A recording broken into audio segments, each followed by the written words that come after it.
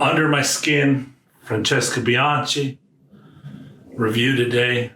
I just got this in, had to wear it. Kind of lucky to own it. Very happy about it. The day I fell in love with a particular ingredient. Look for that review coming up. It's about Under My Skin. Everyone raving about this. You guys, by the time you get to this video, had to heard of her. If you haven't, she's all over social media. People are raving about her. Names are provocative. She backs it up with the juice. You guys have to know already. You guys know. My turn to take my take on the composition. Stay tuned for that. Thanks for tuning in. Thanks for being here. I appreciate it. Stay tuned.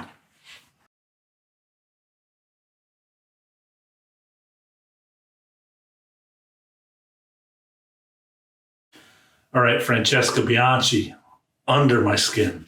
Probably the safest title yet. I think the new ones, there's a couple new ones. Elysian Waters. I'm too small. She wouldn't even sell them to me. I don't tell people who I am. Don't ever want to order. Because I want to see how they react to a consumer. I know a lot of people turn off, reviewers, whatever. I don't want special treatment or treated different. So I go in kind of sometimes a different name. And if I know they know me on social media or whatnot, with pictures, a lot of brands fall. That's mostly what I get followed by on Instagram. I don't get all the people, but the industry wise. Anyways, let's get it. Francesca Bianchi. She emailed me right back, said she's going to the show a couple weeks, couldn't give me the samples. I'm like, oh, that's cool. I get it. Yeah, you got to. Then I see like a couple other reviewers getting them. I'm like, oh, okay. Guess I got to have like 2,000 subscribers or learn how to use my influence. Anyways, I don't want to use my influence. I want to see how I get treated like a consumer. I don't want to make this a rant. Let's get to the review. That's why I have notes, because all you would have every review is me on rants without notes. I'd literally have to have, I have a clock that I know I have to have appointments for. It would be, I just cut it off then. Okay. 30 ml, 98 euro. You guys are going to have to do the math. What's that, $120, something like that? X-Straight, my favorite, launched in 2017. 65, 35, 65 feminine on here. Notes, grapefruit, lavender, black pepper, spices, Bulgarian rose, carnation, Irish butter, musk, castoreum, ambergris, leather, accord, Costa, tonka bean, Tolu balsam, Peru balsam, sandal, Mysore, vanilla, and tree moss. Oh, I so hope that's Mysore. Sandalwood. Love my Mysore. Yeah, Francesca Bianchi is the nose. 4.21 out of 5 on Fragrantica. Without a doubt, I'm getting used to Iris. Is this my new patchouli? I fell in love with patchouli. The reason I did, that's the ingredient. 40, number 15. I said, I'll reveal it. It's why I wore it today. I usually pair it like that to just see how the one I fell in love with or the one I compares to the perfume I've been wearing. And 40's Iris note is...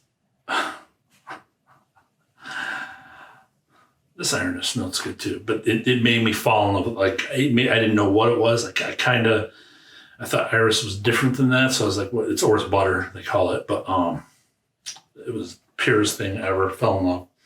So now, is this the new patchouli? I'm going to go down the Iris road. Who knows? I kind of have already. And it's a beautiful thing to use with a lot of ingredients.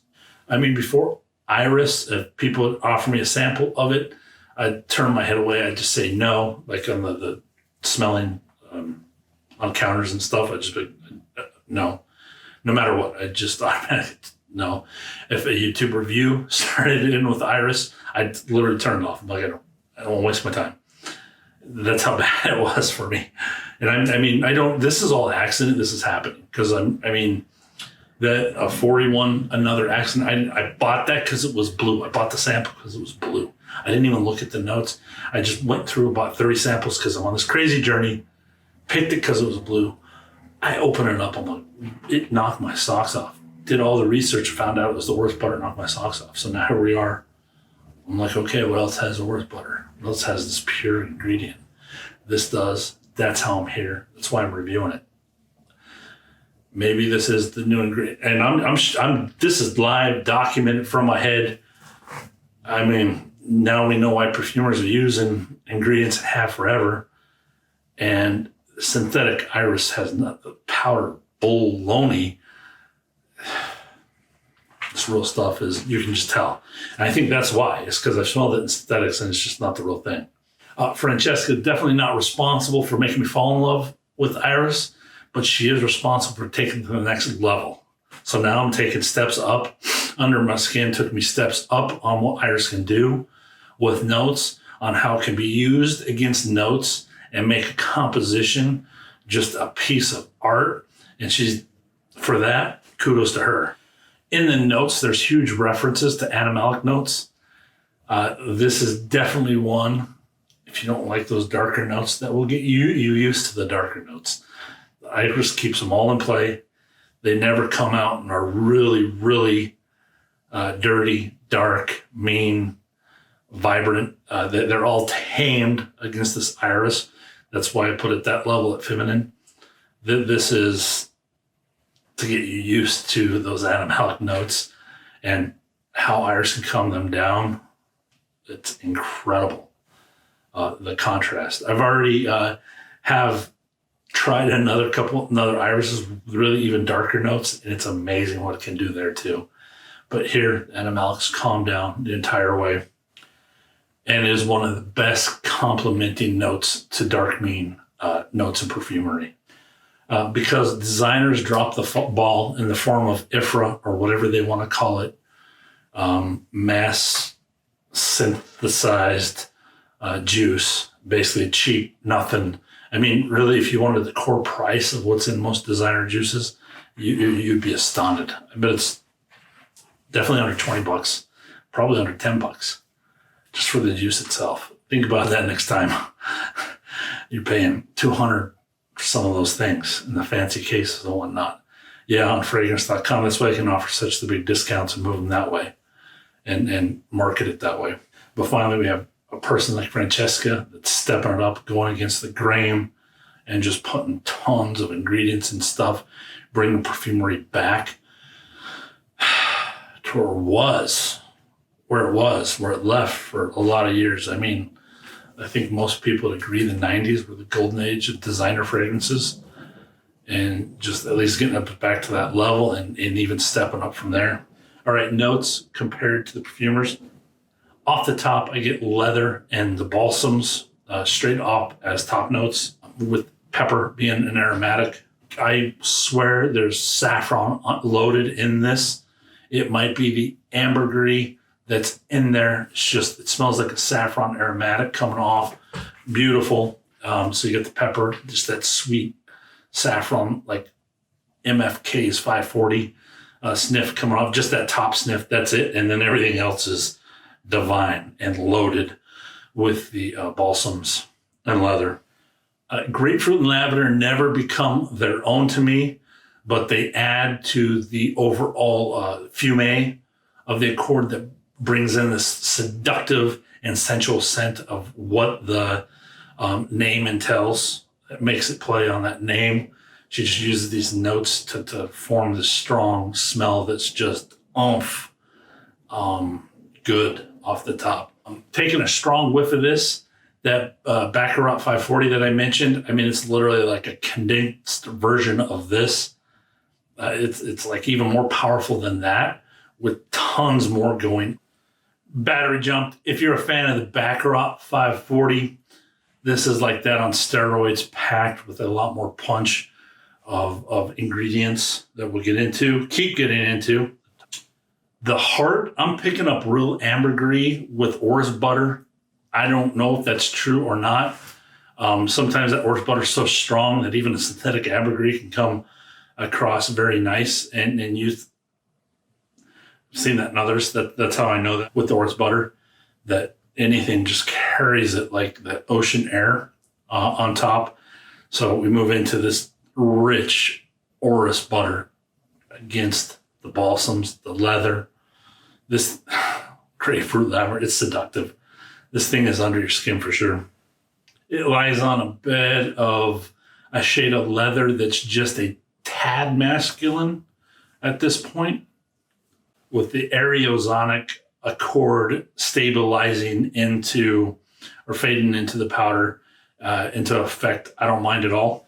I actually like that it fades out because of all the other houses that use this accord. Nasamato by Killian,